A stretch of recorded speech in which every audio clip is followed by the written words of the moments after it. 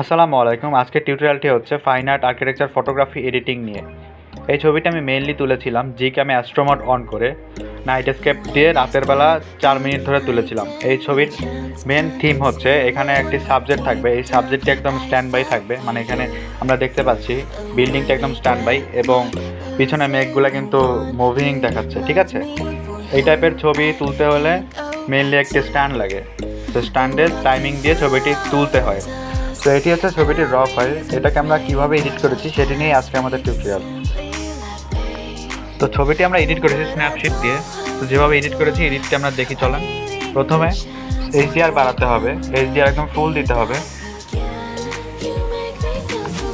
এবং ব্রাইটনেসটি একটু কমাতে হবে, কারণ এই টাইপের ছবি একটু ডার্কার হয়।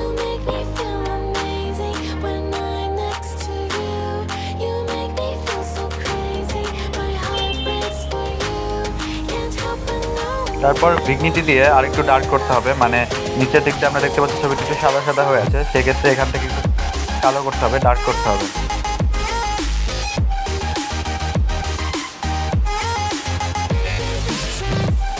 দেন কার্ভেজে আরেকটু ব্রাইটনেস কমাতে হবে।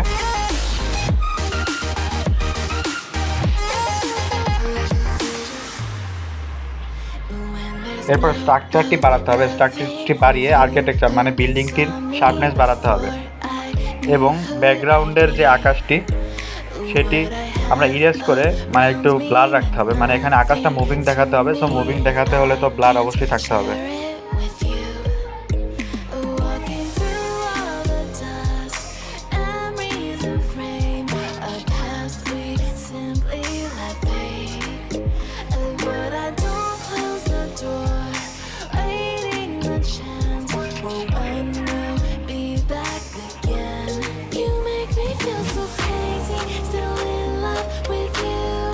তো এই টাইপের ছবি মেইনলি ব্ল্যাক অ্যান্ড হোয়াইট হয়, সেজন্য আমরা ব্ল্যাক অ্যান্ড হোয়াইট ফিল্টারটি ইউজ করব।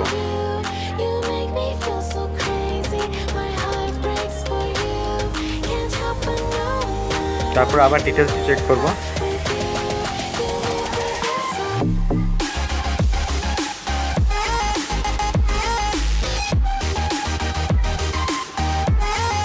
দেন আবার ডিটেলসের যে স্ট্রাকচারটি কমিয়ে ছবিটি একটু স্মুথ করতে হবে।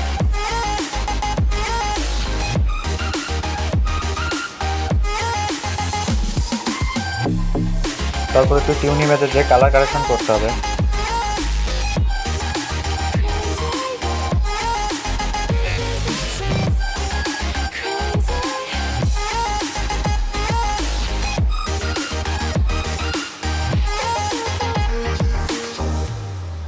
দেন আবার একটু স্ট্রাকচারটি বাড়াতে হবে, মানে ছবিটিতে একটু শার্প করতে হবে, বিল্ডিংটি শার্প করতে হবে।